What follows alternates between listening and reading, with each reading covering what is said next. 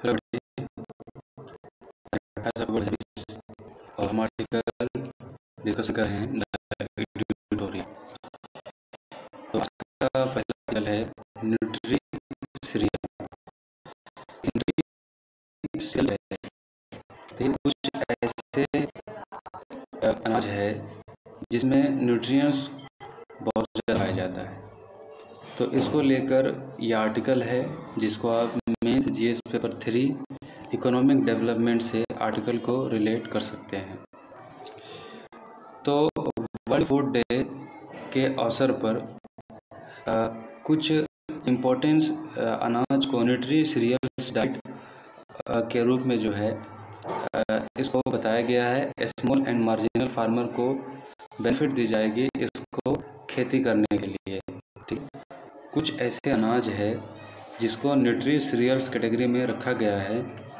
और world food day के अवसर पर प्रधानमंत्री ने कहा है कि इस फसल को उगाने वाले किसानों को, चाहे वो छोटा हो चाहे वो छोटे से थोड़ा सा बड़ा हुआ मार्जिनल फार्मर हो, तो उस किसानों को दिया जाएगा इस फसल के उपजाने पर उनको इंसेंटिव।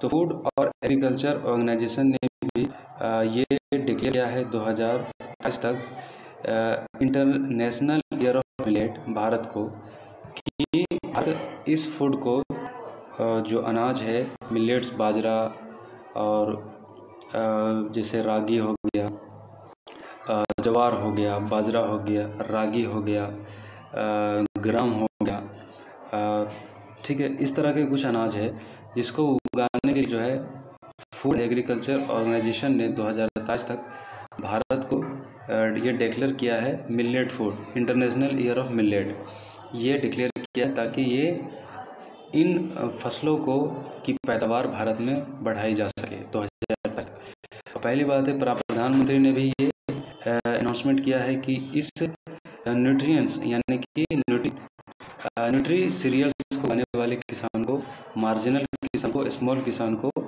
वो जो है सपोर्ट करेंगे। ठीक है, तो अब सवाल है कि न्यूट्री सीरियल क्या है। तो देखिए, ज्वार ये न्यूट्री सीरियल फूड है। ठीक है, बाजरा, रागी, ठीक है, ये न्यूट्री सीरियल फूड है।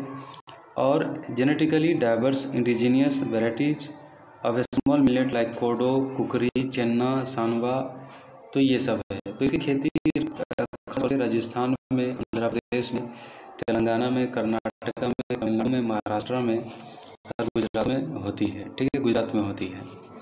तो न्यूट्री सीरियल्स इसमें कैल्शियम होता है बहुत ज़्यादा, आयरन होता है बहुत ज़्यादा, जिंक होता है, मैग्नीशियम होता है, विटामिन होता है और एंटीऑक्सीडेंट होता है जो प्रतिरोधक के रूप में शरीर को बीमारियों से लड़ने के और स्ट्रॉन्ग बनाने के लिए जो है ये फूड काफ़ी अच्छा रोल निभाता है। तो बच्चों को ग्रोथ बढ़ाने के और उनके माल न्यूट्रिएंट्स को कम करने के लिए, बीमारियों से बचाने के लिए, एडल्ट को डायबिटीज़ से बचाने के लिए न्यूट्री सीरियल्स फूड जो है काफ़ी कारगर है। तो इसकी खेती के लिए यूजुअली जो है सूखा जगह चाहिए होता है और माउंटेनियस जगह चाहिए, पहाड़ी इलाका, ट्राइबल लोग जो है इसकी खेती है। वर्षा का अगर बात करें तो गुड वर्षा होनी चाहिए, अच्छा वर्षा होनी चाहिए। और ये जो है कल्टीवेशन इसका जो है इंटेंसिवाइज किया जा रहा है सरकार के द्वारा भी, खेती की जाए सस्टेनेबल, और इसका खेती करना ज़्यादा पानी को और वातावरण को नुकसान भी नहीं पहुंचाता है। तो इसके अंदर काफ़ी फायदा है इस खेती करने से। तो इसको सरकार तकरीबन प्रोडक्शन हमारे देश में 112 में और 14 स्टेट में जो है इसकी प्रोडक्शन की जाती है। ठीक है, तो मिनिमम प्राइस टू इसके लिए सरकार ने 50% डिक्लेयर किया और institute the farmer get least 50% return of the cost of production, यानी कि किसान भी इस पर खर्च करेगा 50%, यानी कि आधा किसान को बेनिफिट होनी चाहिए। मिनिमम सपोर्ट प्राइस इतना होनी चाहिए फसल की, न्यूट्रिशनल फूड जितना कि बारे में सरकार ने कहा कि इसका प्राइस इतना होना चाहिए कि किसान को तकरीबन 50% फ़ायदा होना चाहिए। तो ये गवर्नमेंट की तरफ से बात है। 600 करोड़ रुपया मिनिस्ट्री ऑफ एग्रीकल्चर ने लॉन्च किया है इसके लिए न्यूट्री सीरियल फूड फार्मर को देने के लिए सरकार ने जो है इस पर खर्च करने के लिए निकाला है। मिनिस्ट्री ऑफ वुमेन और चाइल्ड डेवलपमेंट और मिनिस्ट्री ऑफ एग्रीकल्चर दोनों कोलैबोरेट है न्यूट्री गार्डन प्रमोट करने के लिए, रिसर्च प्रमोट करने के लिए और क्रॉप डाइवर्सिटी और dietary diversity generate consumer demand for nutrition. इसके लिए 600 करोड़ रुपया जो है पैकेट किट इन्वेस्टमेंट किया गया। नेक्स्ट आर्टिकल है दिल्ली एयर पॉल्यूशन। देखिए ठंडा के आते ही दिल्ली के पॉल्यूशन में जो है काफ़ी इजाफा हो जाता है। एयर क्वालिटी इंडेक्स जिसके बारे में बात किए थे 1 से लेकर के 500 तक 1 से लेकर के 500 तक ये पैरामीटर है जिसके आधार पर हवा के शुद्धता को चेक किया जाता है, जिसको एयर क्वालिटी रिपोर्ट रिलीज करती है। तो दिल्ली का जो है कंडीशन बहुत ही ख़राब है और बहुत ही सीवियर डिग्री में जो है आता है। यहाँ का एयर क्वालिटी इंडेक्स पे दिल्ली का जो है 290 से 300 के दरमियान में है, जो इसमें फायदा है हवा के अंदर जो पॉल्यूशन है वो हवा के अंदर है और पार्टिकुलेट मैटर 2.5 से लेकर के 2.5 जिसका जो साइज है 10 माइक्रोमीटर होता है। तो ये हवा में मौजूद रहता है जो कि हानि दे सकता है। तो पार्टिकुलेट मैटर यानी वो जो मैटर है पार्टिकुलेट मैटर हवा में तकरीबन इसमें कई सारे चीज़ें मिक्स है, सॉलिड लिक्विड पार्टिकल इसमें मिक्स है और 2.5 से लेकर 10 माइक्रोमीटर तक। और इसके अंदर वो जो पेट्रोल डीजल जो जलता है या फिर स्टबल बर्निंग से जो चीज़ें जलती है या फिर कारखानों से जो धुआं निकलता है और चीज़ें मिली हुई रहती है, तो ये सब चीज़ें उसके अंदर मौजूद है। परसेंट जो है डायमीटर है, जितना कि आपके बाल जितना साइज है उतना ही साइज होता है। ठीक है, तो यही बात बताई जा रही है कि इसके वजह से काफ़ी गंभीर बीमारी होती है, रोग हो सकता है, प्रॉब्लम होती है, फेफड़े कैंसर हो सकता है। तो हेल्थ काफ़ी सारी हेल्थ से जुड़ी हुई है। क्वालिटी इंडेक्स में दिल्ली की तो एक बताया जा रहा है कि जो पदार्थ जो है पाया जाता है जैसे कि हवा के अंदर नाइट्रोजन डाइऑक्साइड।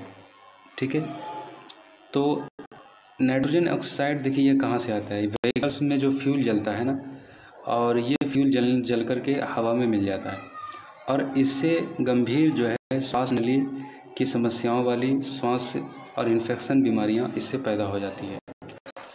नेक्स्ट इसमें हवा में मिला हुआ होता है एमोनिया, जो गंदगी जो है उसके अंदर एमोनिया होता है। एमोनिया जो होता है ना, ये नेचुरली तौर पर हवा में मिल करके हवा को अशुद्ध कर देता है, मिट्टी को भी और पानी को भी, और ये फर्टिलाइज़र में जो है पाया जाता है। तो ये इसका इस्तेमाल से लंग्स और माउथ और आँखों की बीमारियाँ होने की संभावना होती है। सल्फर डाइऑक्साइड ये भी फॉसिल फ्यूल से निकलता है और ये दुनिया में सबसे ज़्यादा जो है कैसे ऐसा कह सकते हैं कि हानिकारक पदार्थ है जो कि हवा को ख़राब कर रहा है। इसकी वजह से भी श्वास की समस्याएं उत्पन्न हुई है। नेक्स्ट ओजोन, ये एक तरह का एटमॉस्फेयर के ऊपरी हिस्से में होता है और ये ओजोन लेयर को भी डिप्लेक्ट करता है और हमारे स्वास्थ्य की समस्याएं वाली गंभीर बीमारियां पैदा करता है। तो ये सब चीज़ें हैं और हवा को ख़राब कर रही है और इससे जो बीमारियां हैं चेस्ट पेन, छाती में जलन, थ्रोट इरिटेशन, गले में खराश, एयरवे इन्फ्लेशन और ब्रोंकाइटिस, इम्फिलेज्मा, अस्थमा, ये सब बीमारियां हवा के ख़राब होने की वजह से गंभीर रूप से पीड़ित हो सकती है। नेक्स्ट आर्टिकल है ऑयल प्राइस, प्याज के दाम के ऊपर ये आर्टिकल है। GS3 इकोनॉमिक डेवलपमेंट से आर्टिकल को रिलेट कर सकते हैं। देखिए भारत सरकार ने ये जो चीज़ों को इसेंशियल कमोडिटीज़ एक्ट इसको सरकार ने रेगुलेट करना, इसमें अमेंडमेंट सरकार ने जब से किया है तो आलू, प्याज और सब्जियों के दाम में कुछ इजाफा हुआ है। ठीक है, तो इसमें इजाफा होने की रीज़न क्या है? देखिए रीज़न यही है कि पहली बात तो ये है कि लोगों ने इसको लिया होगा और इसके स्टॉक करने की वजह से मार्केट में इसका जो है उपलब्धता कम हो गई होगी और फिर जिनके पास ये प्रोडक्ट होगा ये ज़्यादा दाम में बेचना शुरू कर दिया। ठीक है, तो अब प्याज की जब पैदावार बढ़ेगी तो फिर दाम कम हो जाएगा। लेकिन अब इसेंशियल कमोडिटीज़ एक्ट को सरकार ने जो फ्री कर दिया है, तो इस वजह से जो है खाने पीने की चीज़ों के ऊपर दाम जो है कीमतें बढ़ी है। हमें एडिबल हुआ खाने की चीज़ों में, दलहन में, प्याज में ये बढ़ गया है। तो रीज़न वही है। ये तो एक रीज़न बताएं। अब देखिए दूसरा रीज़न है कि बहुत ज़्यादा है, जिसके वजह से खरीफ क्रॉप की जो है इसके लॉस हुए हैं और इस वजह से दाम बढ़ा है। तो 3 मेन रीज़न ये है कि खरीफ में जून और जुलाई, ठीक है, इसमें क्या होता है कि जून जुलाई में लगाया जाता है और इसको अक्टूबर में हार्वेस्ट कर लिया जाता है। खरीफ क्रॉप्स में आता है। लेट खरीफ क्रॉप सितंबर में बोया जाता है, दिसंबर में निकाल लिया जाता है। रबी दिसंबर में लगाया जाता है, जनवरी में सोया जाता है और मार्च में इसको काटा जाता है। तो तब तक के लिए मतलब खाने की, पोटैटो की बात करें या फिर ओनियन की, तो इसमें अभी समय है, ठीक है। तो हैवी रेन की वजह से समस्याएं हुई। कर्नाटका में काफ़ी नुकसान हुआ है। मध्य प्रदेश और गुजरात में स्टोर्ड है, लेकिन यहाँ पर जो स्टोर्ड है वो दाम बढ़ा दिया है, ठीक है। तो गवर्नमेंट का स्टेप यही है कि कमोडिटीज़ एक्ट को सरकार ने थोड़ा सा इम्पोज स्टॉक लिमिट हो गया, इस वजह से कि सरकार ने इसको किया। और फिर बाकी ईरान के साथ टर्की से ये जो हम मंगाते थे, ये इसमें थोड़ा सा हमने क्या किया, टाइट कर दिया। तो फिर ये प्याज की समस्याएं हो गई। नहीं तो प्याज हमारा यहाँ से भी इंपोर्ट होता था, तो ये थोड़ा दिक्कत हुआ है, इस वजह से प्याज का दाम बढ़ रहा है, ठीक है। तो नेक्स्ट हमारा ख़त्म हो गया, ठीक है। तो नेक्स्ट डे डिस्कशन करेंगे। Thank you.